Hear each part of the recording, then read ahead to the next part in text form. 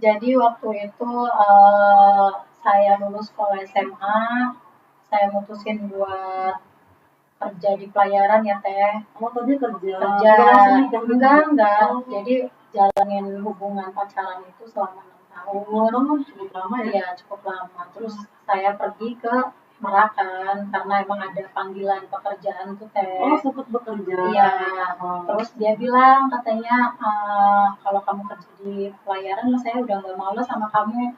Mungkin bagi keluarganya dia atau dianya gitu kan, mungkin pekerjaan di pelayaran itu image-nya kurang bagus. Oh, padahal enggak ya?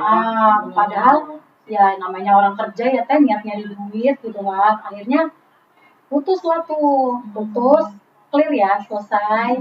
Terus saya akhirnya kerja, terus sampai saya dapat jodoh gitu kan, lama-lama. Terus setelah saya rumah tangga sama yang dulu gitu kan, nggak jodoh karena mungkin ada permasalahan internal yang nggak mesti saya ceritain itu ya. Akhirnya setelah saya udahan sama suami yang pertama, saya ketemu lagi lah nih sama yang sekarang. Di tahun 2018 akhir. Itu ketemunya di pom bensin. Karena saya waktu itu lagi sama sepupu. Sama sepupu saya terus ketemu sama mantan suami. Mantan pacar ini yang sekarang jadi suami. Ya, terus akhirnya kami kan perkenalan lagi nih melalui si sepupu ini. Akhirnya berlanjut ke WA. Dia menceritakan bahwa dia juga udah pernah menikah siri. Oh, berarti sebelum Mbak Leli dengan ini berarti dia beda ya? Udah, tapi dia nggak resmi secara agama. Menikah secara negara. Nggak resmi secara negara, tapi dia menikah siri dengan teman sih, masih teman dia. Nah, jadi dia punya hubungan sama teman saya, terus menikah siri tanpa ada restu dari kedua orang tuanya. Mungkin dia berpisah lagi karena mungkin nggak ada restu dari orang tuanya. Gitu. Terus kalian awal menikah itu kan tahun berapa? 2019 awal. 2018 itu sempat dirayakan seperti apa? Masih ingat momen pertamanya kayak gimana? Sebenarnya sih nggak dirayakan ya, cuma privasi keluarga aja, terus diselamatin gitu kayak riungan, kayak undang RT, kayak biasa aja. Ya, biasa aja. Terus kamu ingat nggak apa janji pertama dia itu ke kamu sebagai suami? Ya layaknya seorang suami aja ya teh, karena dia juga ibaratnya bagi saya udah mapan ya, udah bisa menafkahi lah gitu, karena dia juga punya pekerjaan yang mungkin menurut saya itu kedepannya akan lebih baik lah ya, karena emang saya kan mikirnya dia tuh mapan aja gitu tuh, karena dia punya pekerjaan ya, lah. Karena dia bekerja ya. Sudah siap lah gitu. Waktu awal menikah itu, apa kamu merasa yakin ini akan jadi rumah yang hangat buat kamu? Ya awal menikah saya yakin dong, karena menurut saya kan namanya rumah tangga itu awalnya dari ekonomi dulu ya teh. Ya. Menurut saya sih yakinnya karena dia udah mapan gitu, yakin. Jadi terus dia dari keluarga yang menurut saya baik lah gitu kan, dari secara babat bibit bobotnya tuh jelas lah gitu teh. Setelah berjalannya pernikahan kalian itu, apa impian kalian saat pertama membangun rumah tangga? Impian saya sama suami itu ya memiliki keluarga yang harmonis pastinya. Pasti itu yang didapatkan setiap wanita, setiap istri. Terus pengen lah ya layaknya pada umumnya aja orang rumah tangga itu pengen punya rumah gitu kan, terus anak yang sehat gitu kan. Iya pastinya. Terus ya gimana ya teh, karena saya waktu menikah sama dia itu langsung hamil anak pertama itu gitu kan. Enggak langsung itu nikah 1 minggu juga saya langsung hamil gitu kan.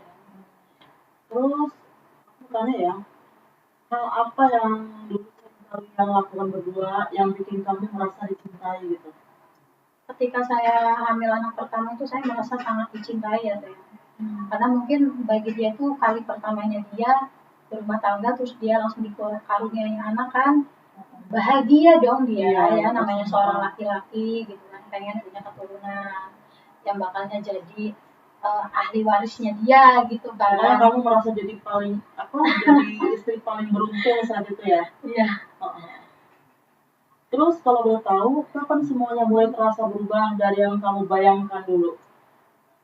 Dulu berubahnya itu setelah lahir anak pertama di umur 6 bulan, di 6 bulan anak pertama. Apa perubahan dia itu? Perubahan dia tuh jadi lebih sensitif ya Teh ya. Jadi dia suka ngedengerin hasutan dari lingkungan gitu, kayak keluarganya, orang gitu. tuanya. Jadi apapun yang diaduin sama orang nyampe ke telinga dia tuh langsung gitu, langsung eh, efeknya gitu langsung ke saya gitu lah, kayak gitu. ya kayak misalkan mungkin Jadi dia lagi meluapkan semua itunya ke mbaknya gitu iya, ya? jadi pada saat dia lagi mungkin lagi punya masalah, lagi banyak pikiran entah dari pekerjaan atau masalah pribadi gitu ya Teh ya, dia langsung memuncak gitu emosinya gitu. Oke. Itu saat semua mulai terasa aneh gitu kan, sejak kapan kamu mulai merasa ada yang berubah dari dia? Iya, yang waktu itu ya pada saat itu dia suka dapat kayak provokator gitu lah Teh. Ya dari lingkungan keluarganya kayak penyampaian orang tuanya nih begini, gila itu begini begini begini gitu. Nanti dia akan timbul emosi itu, langsung meluapkan emosi, terus langsung meledak langsung pakai kekerasan itu di depan mata orang tuanya. Bahkan sepupu kandung saya juga pernah sih menyaksikan pertama kali saya ditampar gitu. Awalnya sih kayak gitu-gitu aja Teh, kayak ringan-ringan gitu awalnya. Itu berawal apa dari gejala sebelumnya apa ya? Apa yang kamu lihat dari HP-nya, apa yang kamu langsung rasain itu? Ada nggak kecurigaan yang lebih dari itu? Sebenarnya waktu awal rumah tangga itu hanya hasutan aja dari orang ya Teh ya. Kalau untuk orang ketiga sih enggak. Itu waktu awal-awal ya Teh ya, waktu awal-awal rumah tangga. Lain dengan perkara yang saya alami sekarang gitu. Waktu pertama sih ya masih ringan-ringan aja. Nah, yang kedua Teh, waktu itu tiba-tiba kan udah lahiran nih yang anak pertama, sesar kan. Tahu-tahu hamil lagi saya Teh. Jeda 4 bulan habis operasi sesar itu saya hamil lagi. Anak yang kedua ini.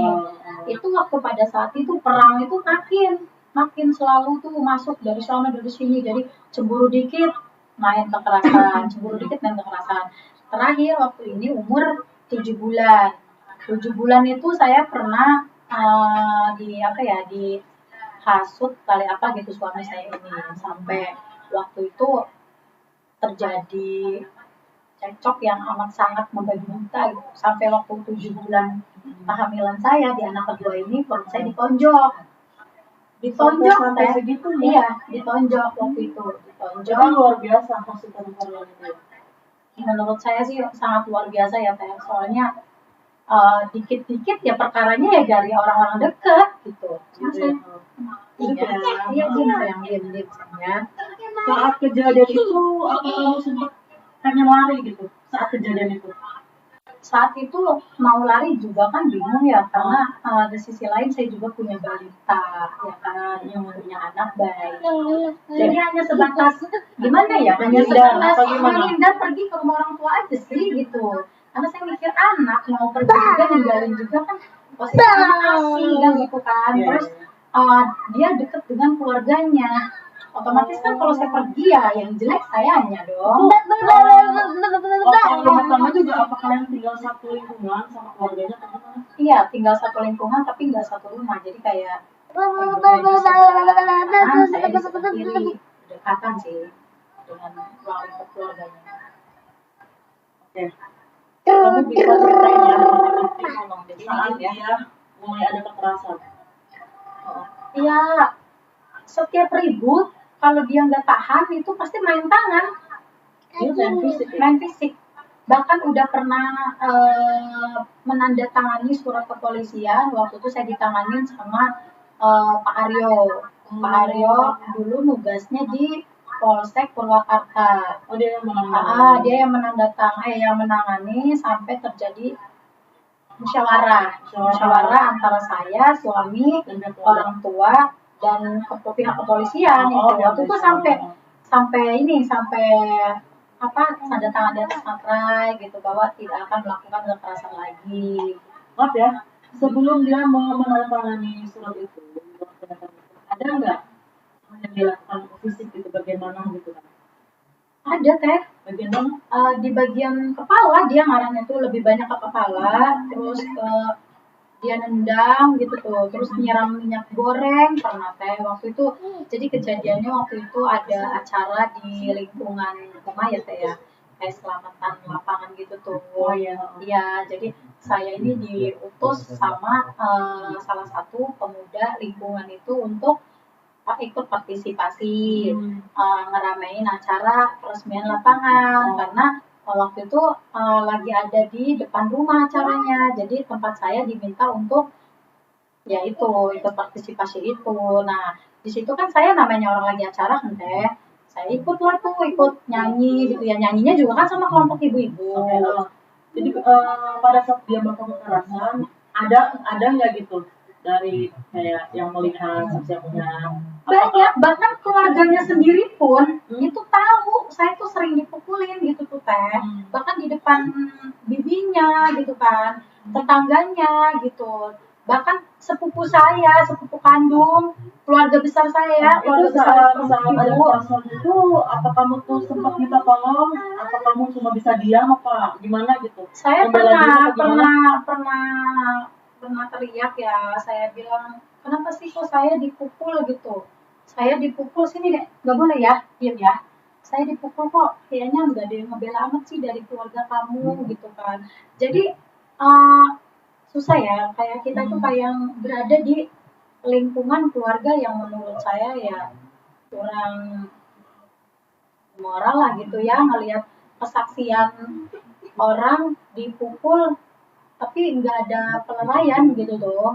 Pada saat itu kan saya jauh dari keluarga saya ya teh ya, saya pernah ditampar di depan bibinya gitu kan, karena mungkin saya merasa jatuhlah harga diri saya sebagai perempuan kan, saya ditampar waktu itu karena masalah sepele, emang lagi-lagi selalu masalah sepele saya, sampai terjadi kekerasan itu memang masalah sepele gitu loh. Itu berapa lama adanya kekerasan rumah tangga itu? Berapa lamanya gitu? Selama saya rumah tangga,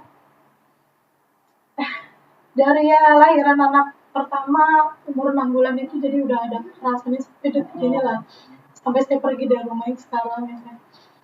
Jadi emang udah ada kekerasan gitu, sampai disiram minyak goreng pernah, sampai dilempar batu teh, sampai tetangga saya ngeliat itu, Dila untung nggak kena gitu kan, itu kadang lagi bawa bayi teh. Itu ada pembelaan dari pihak keluarga dia?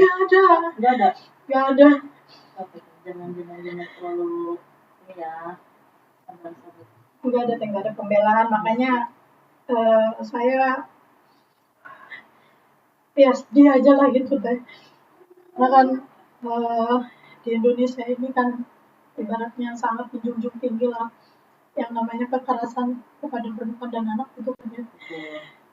Apalagi saya dari keluarga yang menurut saya ya saya kurang kasih sayang gitu ya. Bagi saya itu sangat sakit kalau buat saya. Itu kira-kira kamu mutusin untuk melapor gitu kan atas kekerasan KDRT itu kapan gitu? Jadi meledaknya teh waktu bulan kemarin Januari tanggal 18 kemarin, itu keadaan anak-anak lagi ada di rumah dua-duanya ya teh ya, karena neneknya itu lagi pergi ke Bandung. Saya cerita sedikit ya teh ya. Iya, yang apa? Waktu itu neneknya itu mutusin untuk pergi ke Bandung, jadi anak yang pertama saya ini yang biasanya sama neneknya dibawa pulang. Keadaan saya lagi nginep di rumahnya Tiara waktu itu di tetangga. Terus Tiara itu siapa? Tiara itu dulunya karyawan saya teh, waktu saya masih buka kedai. Sempat buka kedai juga ya? Sempat buka kedai sebelum saya ngebangun rumah di lingkungan Kambang itu yang sekarang saya tempatin sama suami. Kan kejadiannya kan di rumah yang baru ya teh ya. Udah tuh dari situ saya pulang ke rumah, itu pun pulangnya juga saya minta jemput. Nah sebelum saya pulang ke rumah, si mantan karyawan saya ini Tiara ini yang udah saya anggap kayak adik sendiri ya teh ya, dia bilang teh kenapa ya tiap Pak Asep kesini suka teleponan katanya. Masa sih kayak gitu ya, teleponan sama siapa ya Ra, paling juga sama temennya, kurang tahu teh, tapi ngomongnya mau ke BBS gitu kan. Nah terus saya perasaan nggak enak dong teh, udah mana saya lagi nggak enak badan karena saya lagi sakit waktu itu, pada saat itu lagi sakit, saya habis masuk rumah sakit. Nah terus saya telepon suami saya minta jemput gitu kan, ini saya jemput dong sekarang gitu kan. Ya udah akhirnya lama tuh dia ngejemputnya, katanya alasannya mau ngejemput anak yang pertama kan, karena anak yang pertamanya mau dianterin ke saya karena neneknya mau pergi ke Bandung. Saya percaya aja. Terus akhirnya dia nggak lama ngejemput tengah malam itu, masih jam-jam setengah 12 lah gitu kan, malam kejadiannya, malam minggu tanggal 18 Januari bulan kemarin. Terus setelah dijemput laki saya datang, ya udah tuh saya ikut pulang. Nah, pas sampai rumah ya keadaan masih baik-baik aja teh. Setelah udah nyampe rumah, saya minta HP gitu kan, coba dong mau pinjam HP gitu. Itu keadaan suami baru pulang habis ngejemput anak yang pertama, dan mereka itu tidur bersama antara suami saya dan kedua anak saya di bawah TV. Saya minjem HP, saya lari ke kamar. Gak tau kenapa saya tuh pengen lihat galeri gitu kan. Kenapa nih gitu tuh pengen ngebuka galeri. Pas saya lihat galeri itu mah real kan, ngelihat bukti bahwa dia itu sedang teleponan sama mantan istri sirinya melalui konferensian sama adik sepupu si mantan istri sirinya dia. Ada komunikasi ya setelah menikah dengan Mbaknya? Kalau saya ya teh ya, komunikasi sama mantan suami saya karena ada anak, ya kan? Lah, saya kan marah wajar dong teh. Bagi saya kan mantan itu kan masa lalu yang pernah hidup sama kita. Terus kalau nggak ada alasan untuk menghubungi itu untuk apa gitu, sedangkan kan perkawinan siri mereka itu nggak ada anak gitu loh teh. Akhirnya kan saya dari situ memuncak emosi saya kaget gitu kan, udah mana badan lagi sakit, emosi gitu, kadang banyak pikiran ya kan teh. Terus saya akhirnya nyamperin ke suami saya yang lagi tiduran sama anak, saya bilang coba bangun dulu, ini maksudnya apa? Saya tanya sebanyak 5 kali. Ini maksudnya apa? Ini maksudnya apa? 4 kali nggak ada jawaban. Si HP itu saya lempar ke mukanya teh. Karena saya kesel. Setelah saya lempar itu HP itu ke depan mukanya dia, mungkin dia emosi. Dia tarik tangan saya, ditonjokin saya teh di bagian kepala sebanyak 3 kali. Di bagian pundak sekali. Pas tonjok di bagian kepala itu mungkin kena di bagian sini saya tuh ya. Ya, jadi kayak lama-lama itu ngeluarin darah gitu loh. Terus dibabi buta lah gitu intinya, ditendang sampai nyungsuk gitu kan, saya ke sofa gitu kan. Akhirnya kan dengan pembelaan saya itu sekuat tenaga saya, 1000 kekuatan saya melawan dia gitu kan.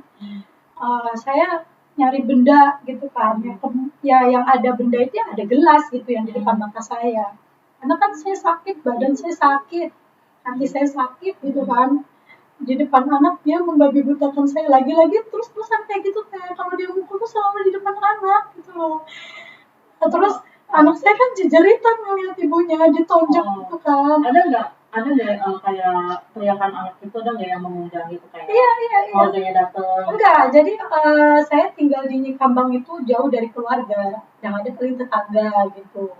Terus waktu saat pertengkaran itu ada, siapa yang pertama kali kamu hubungi buat minta bantuan hukum? Iya, jadi kan waktu pas saya dipukulin, saya mecahin gelas, terus mecahin ulekan yang ada di depan mata itu kan, sampai keramik juga pecah, mungkin anak saya makin histeris gitu kan, histeris.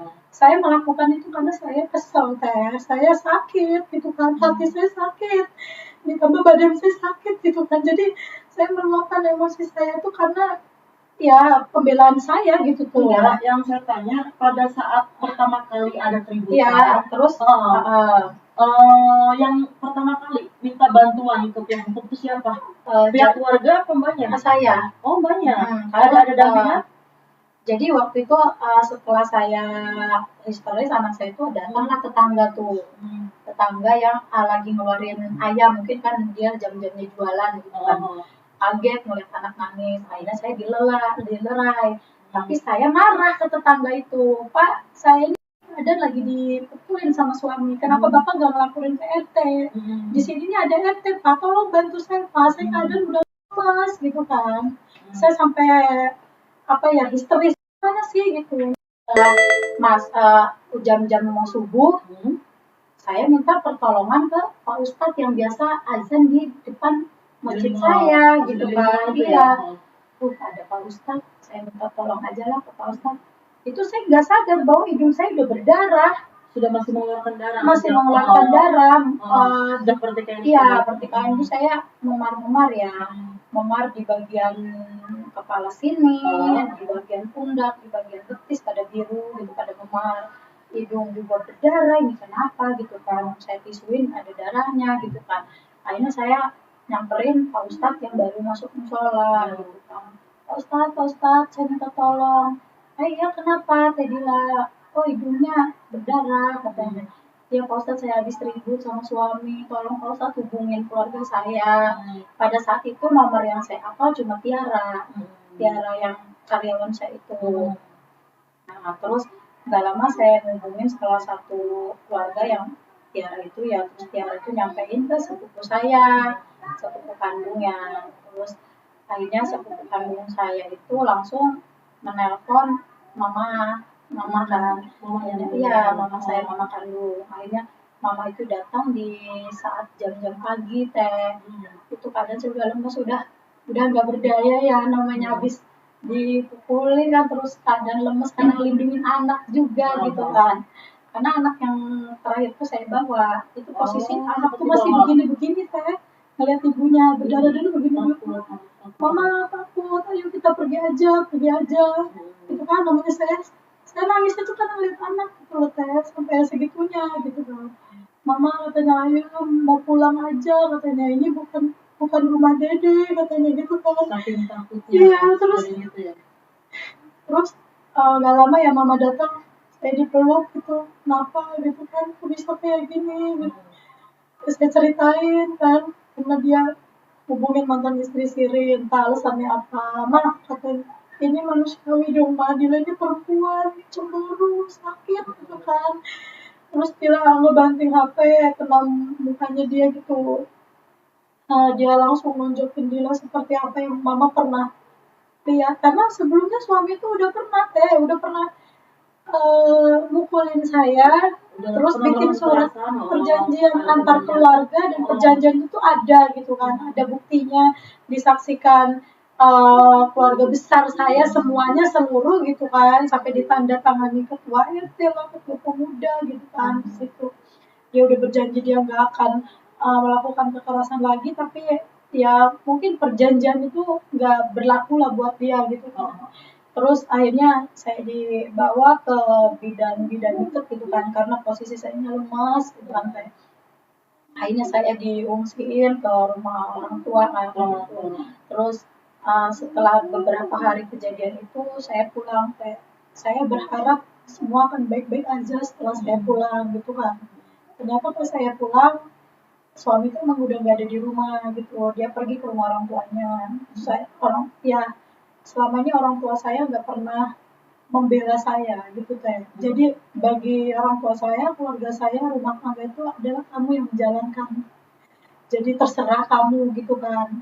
Terus mau gimana enaknya Dila gitu. Tapi tak tunggu-tunggu dari pihak keluarganya suami Dila ini nggak ada kebijakan. Boro-boro Dila mau didudukin teh, malah terus diprovokatorin. Terus sama orang tuanya itu, yang katanya orang tuanya itu katanya kader masyarakat yang menurut saya lebih bijak menyikapi anak yang sedang ribut gitu kan ya teh. Terus akhirnya udah lama-lama saya datengin kedua orang tua saya, bapak, mam gitu kan. Saya minta solusi bagaimana enaknya itu, karena saya udah terlalu banyak sering dipukulin sama suami. Terus saya udah sering bermasalah sama suami juga gitu, apapun itu jadi masalah besar buat saya gitu kan. Terus awalnya orang tua itu nggak menyarankan saya untuk ke jalur hukum, masih ada toleransi karena ada anak. Saya coba buat komunikasi sama suami lewat tulisan yang saya tinggalin di rumah, bahwa saya minta maaf atas kemarahan saya gitu. Oh, jadi kamu sempat Sempat minta sama maaf dia. juga lewat selembar kertas, karena waktu itu kan kami nggak megang HP gitu jadi kan. nggak bisa Iya, nggak bisa komunikasi komunikasi, tapi saya yakin dia bakal pulang dan dia bakal baca gitu.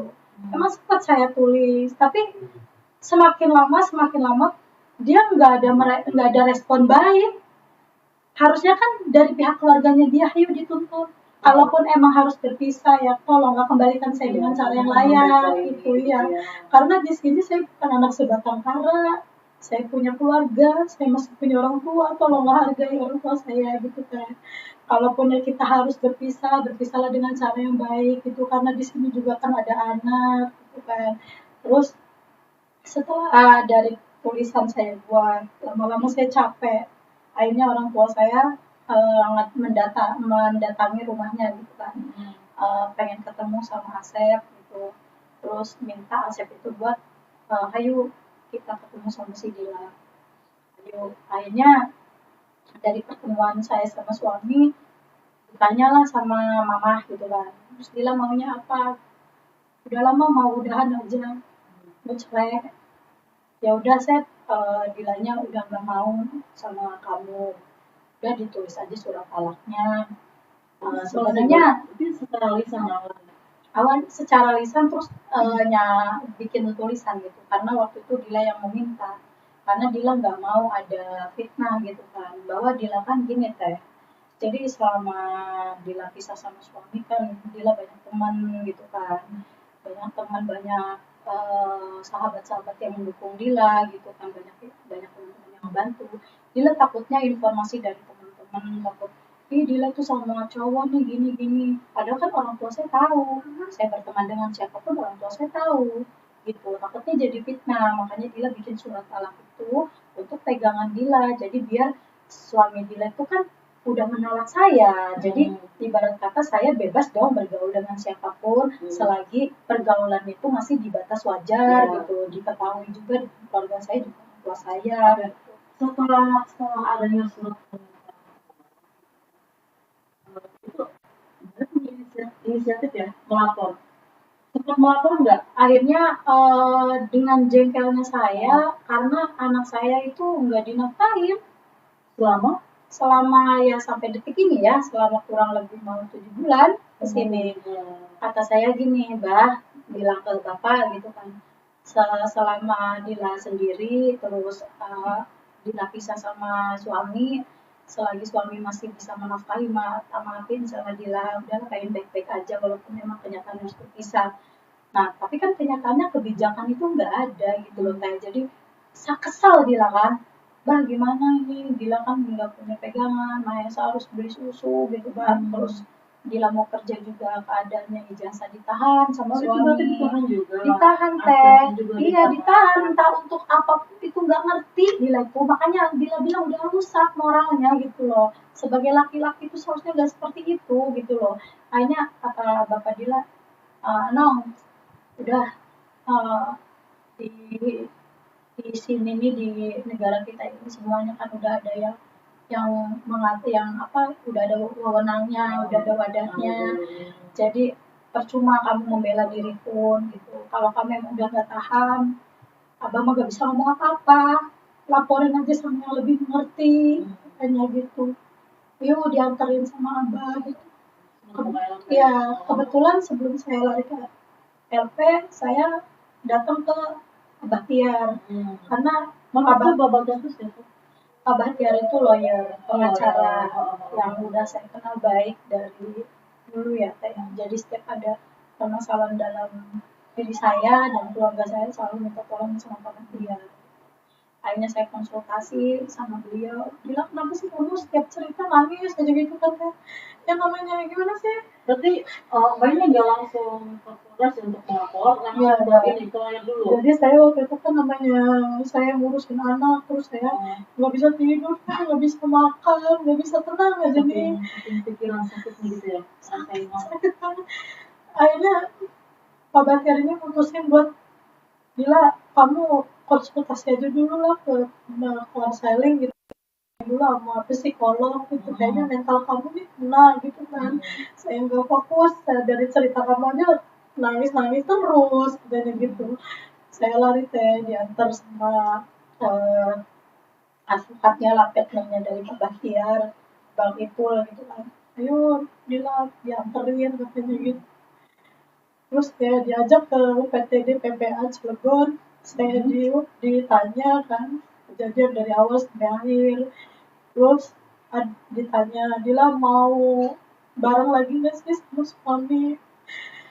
Saya nggak bisa bareng lagi, gituin. Karena saya terlalu kenyang, dipukulin terlalu kenyang.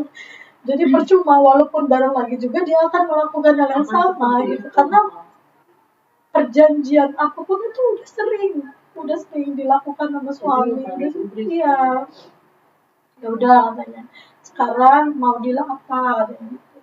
Dila mau lapor aja kayak gitu. Oke, katanya kami dampingi gitu kan.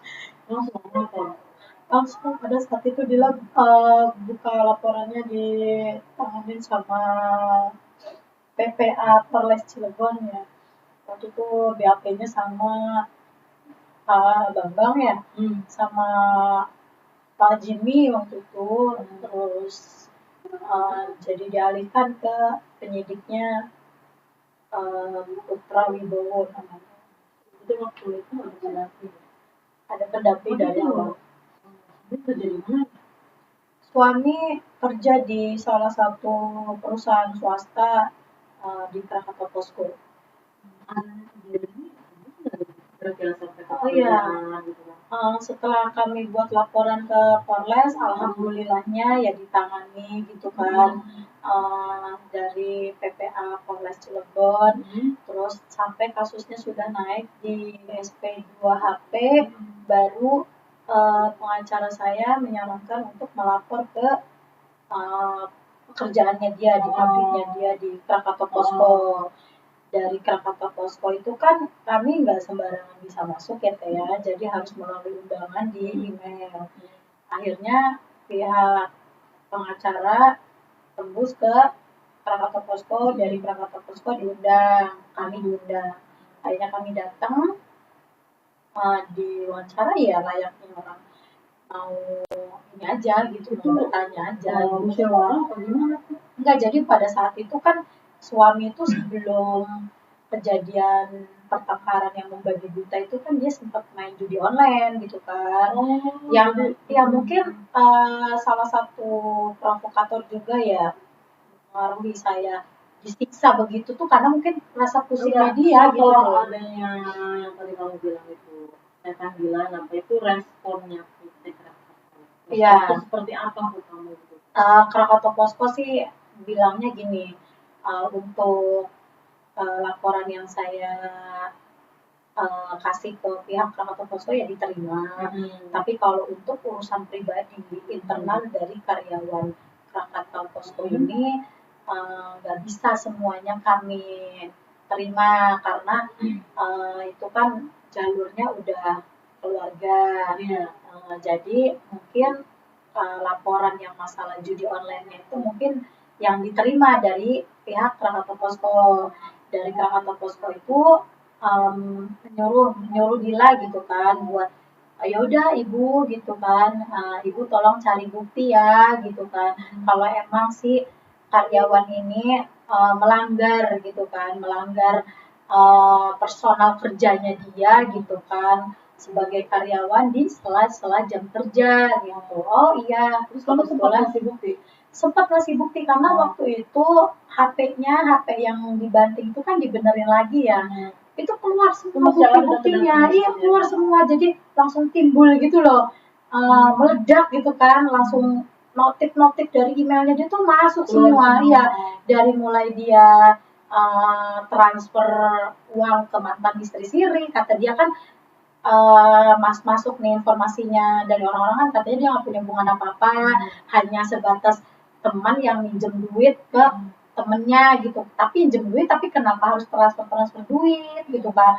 Terus hasil judi online-nya juga dia masukin ke rekening mantan istri siri gitu kan. Sedangkan dia ke anak aja nggak pernah ngasih seperak budek gitu kan, nggak pernah dia tuh ngasih sepeser pun uang yang kebutuhan anak. Enggak sama sekali enggak.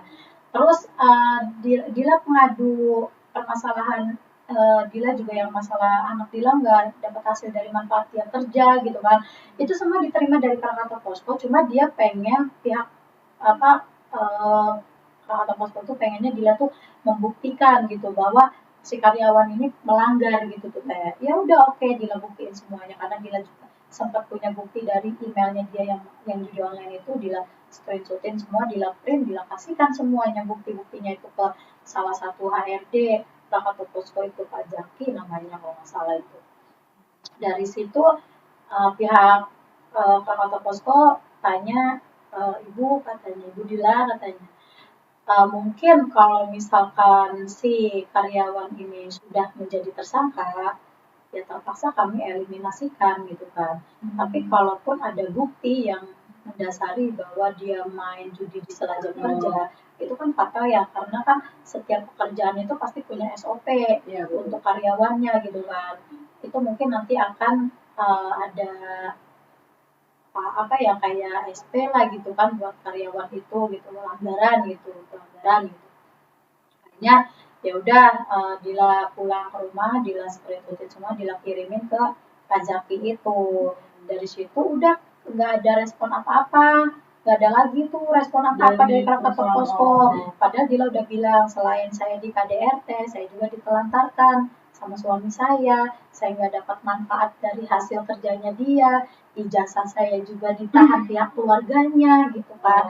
Semuanya itu udah habis lah semua gitu sama suami saya, sampai saya harus ngegadein motor, yang dimana saya ngegadein motornya itu sama orang gitu kan, yang kabarnya sama orang itu yang udah dia pikir itu ada main api dengan saya gitu, padahal kan orang tua saya juga mengetahui gitu kan.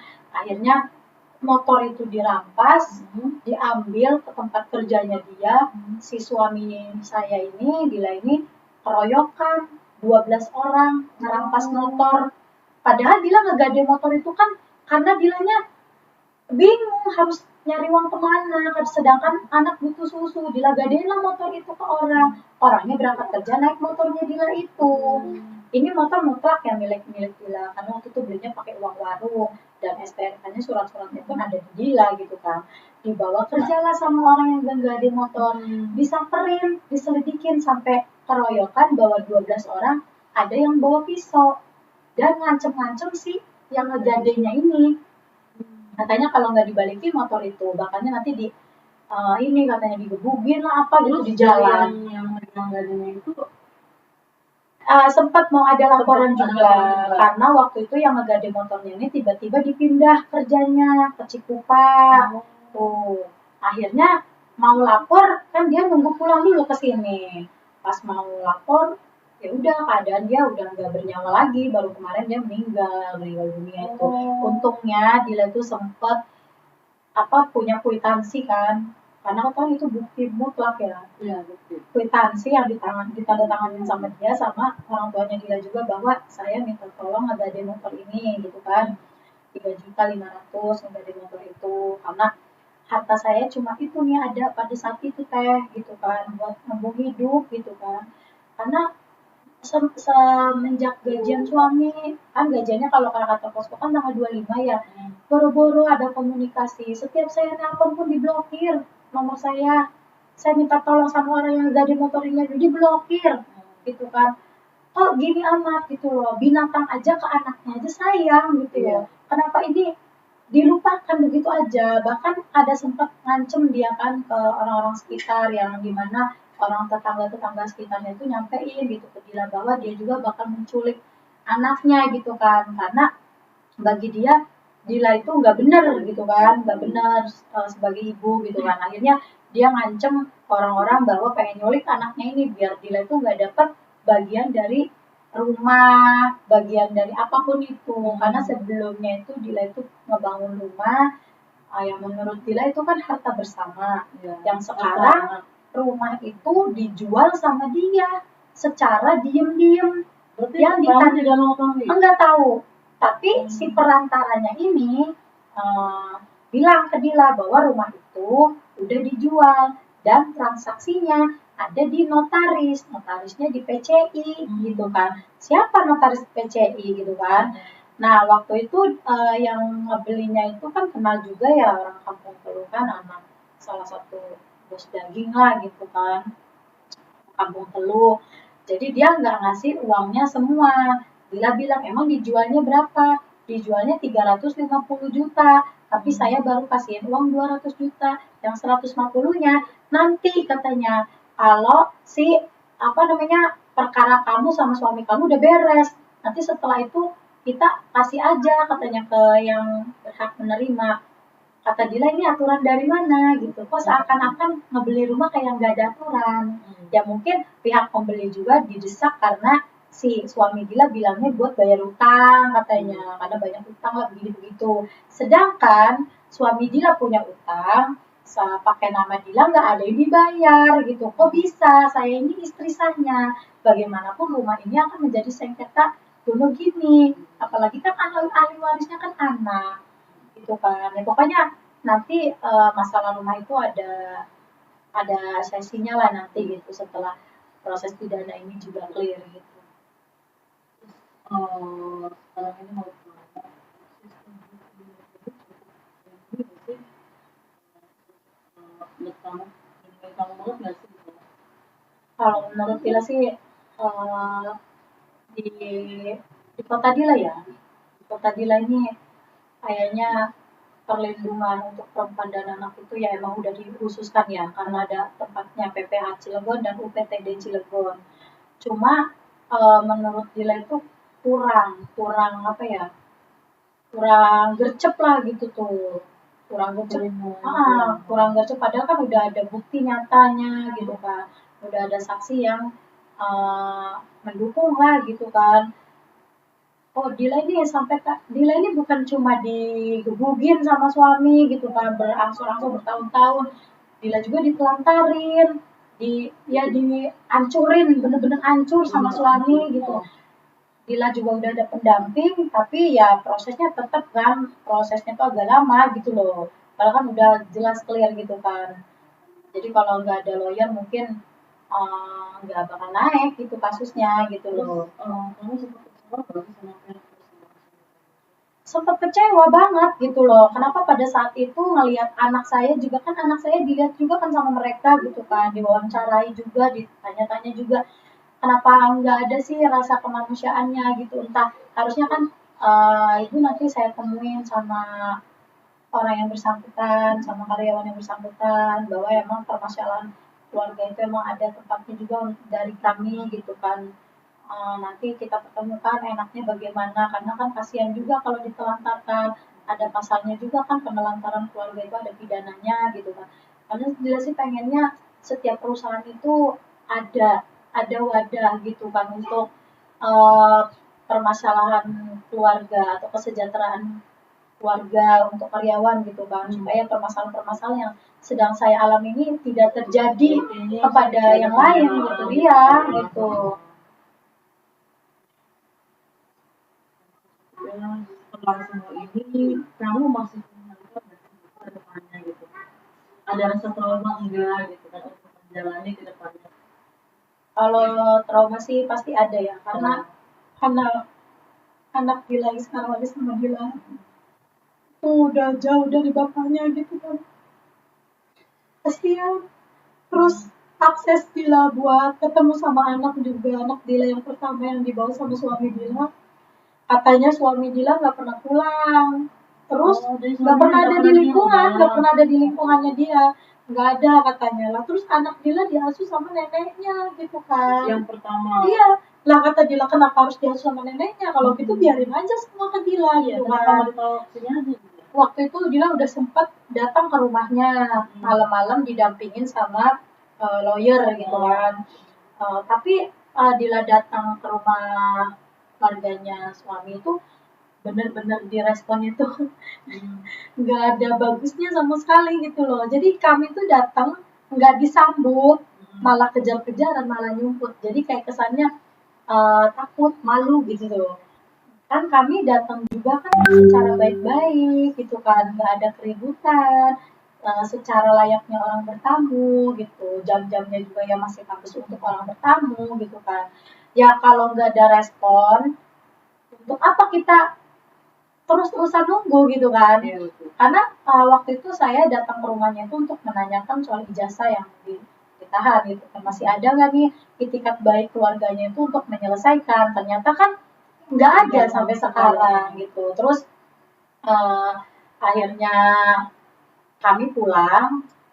Oh ya udah, kata kata pihak pengacara Dila, padahal nahan-nahan legalitas negara juga sebenarnya nggak boleh ya Teh ya. Karena Dila juga butuh buat menyambung hidup. Dila kan kerjanya susah kalau nggak ada ijazah. Untuk apa sih suami Dila tuh nahan-nahan? Sedangkan yang nyekolahin Dila kan orang tua Dila. Ya kan, ijazah itu nggak bisa dibuat lagi. Gitu kan. Kenapa harus ditahan? Ini sebenarnya keluarganya ini nih uh, berpendidikan apa enggak sih gitu tuh Teh. Dia tuh kesel gitu loh, sampai ke keluarganya juga emang kayak nggak ada baik-baiknya, udah pokoknya nggak ada baik-baiknya, nggak ada.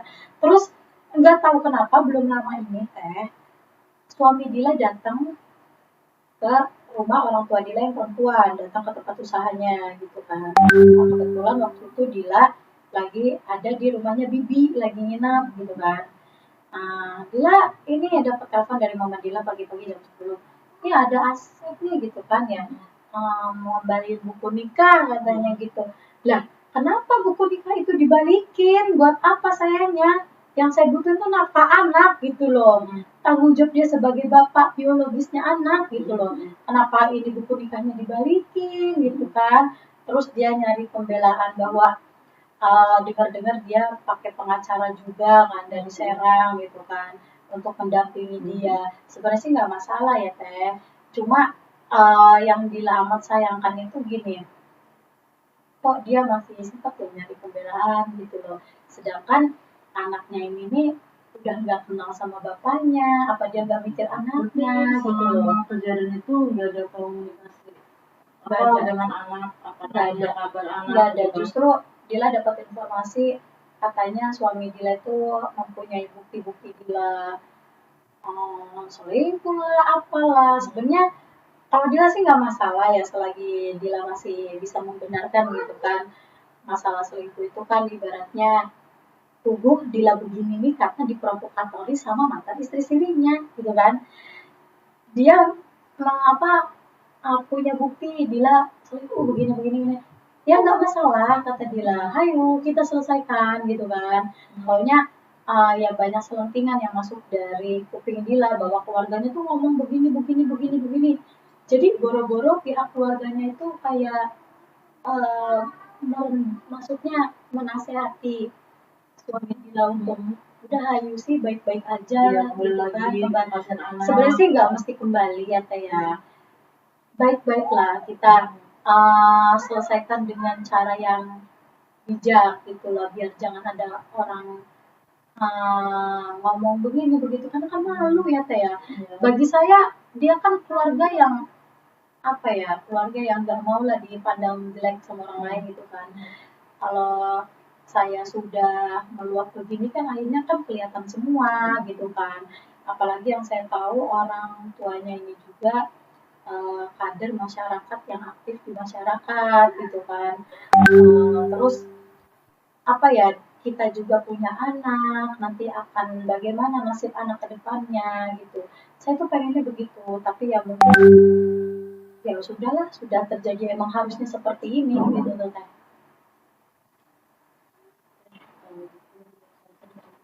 Semoga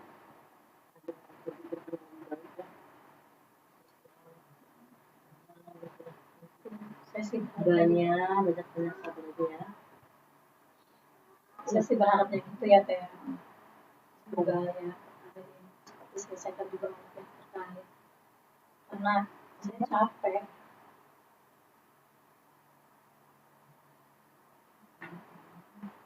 Belum.